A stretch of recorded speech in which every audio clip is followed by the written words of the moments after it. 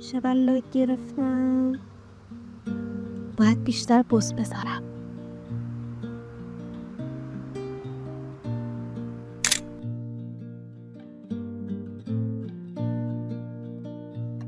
دست درد نکنه خانوم.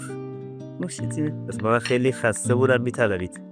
میکا خانم اصلا میشه یه لحظه گوشی بذاری زمین بیا یه میوه بخوری لطفاً.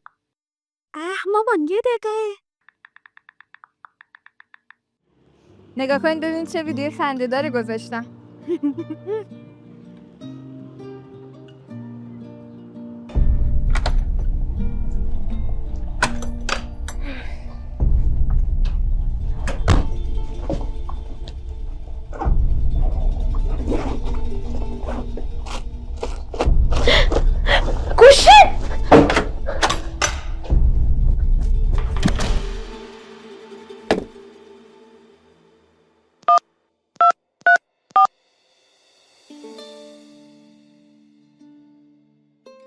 گوشی من دست شما چی کار میکنه؟ تو تاکسی شما جاش گذاشتم؟ خب کی بیام بگیرمش؟ چی؟ مسافرت؟ گوشی منو بردین مسافرت با کد؟ گوشی بده من باش صحبت کنم. الو سلام. خوب هستین آقا؟ ببخشید که دخترم باهاتون بد صحبت کرد. مسافرتین شما؟ خب بی زحمت میشه یه شماره تماس بدین به من؟ برگشتنی تماس بگیرم باهاتون؟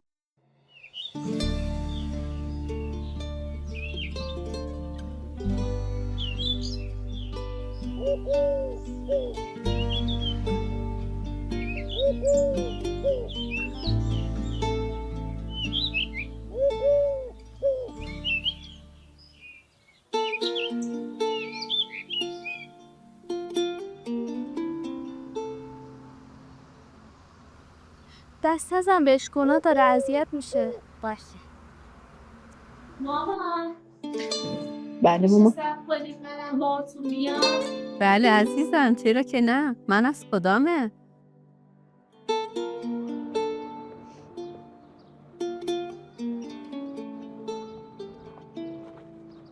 بیایم بریم قدم بزنیم بازی کنیم. پاشین دیگه. نیکا خانم چون گوشی نداره مجبور راه بره و بازی کنه.